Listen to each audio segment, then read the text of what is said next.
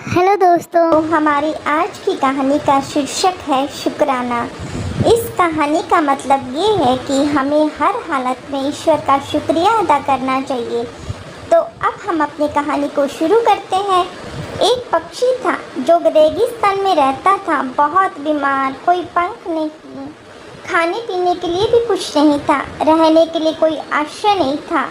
एक दिन एक कबूतर उधर से गुजर रहा था। उस बीमार और दुखी पक्षी ने कबूतर को रोका और पूछा, तुम कहाँ जा रहे हो? उसने उत्तर दिया कि मैं सूरज जा रहा हूँ। बीमार पक्षी ने कहा, कृपया मेरे लिए भी पता करें कि मेरी पीड़ा कब तक समाप्त हो जाएगी। कबूतर ने कहा, निश्चित ही मैं पता करूँगा। कबूतर ने इतना कहकर बीमार पक्षी से विदा ली। कबूतर स्वर्ग पहुँचा और प्रवेश द्वार पर देवदूत को बीमार पक्षी का संदेश दिया। देवदूत ने कहा कि पक्षी के जीवन में अगले 7 वर्ष तक इसी तरह कष्ट लिखा हुआ है। उसे ऐसे ही 7 वर्ष तक कष्ट भोगना पड़ेगा। तब तक उसके जीवन में खुशी का कोई स्थान नहीं है। कबूतर ने कहा, महाराज, जब बीमार पक्षी यह सुनेगा तो वह बड़ा निराश हो जाएगा।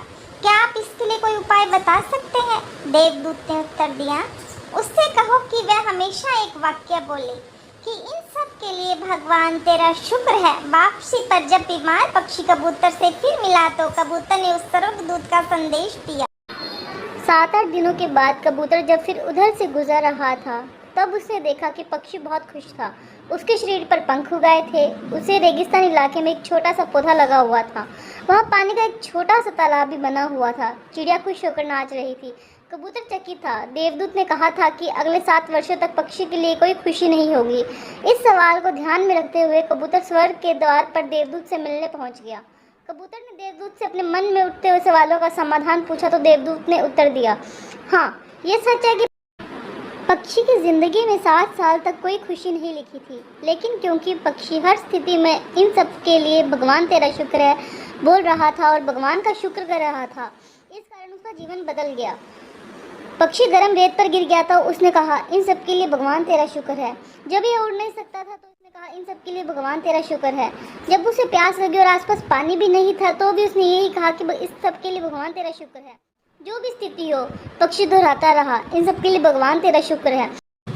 और इसलिए 7 साल 7 दिनों में समाप्त हो गए। देखा दोस्तों, शुक्राना और आभार का फल कितना शक्तिशाली है।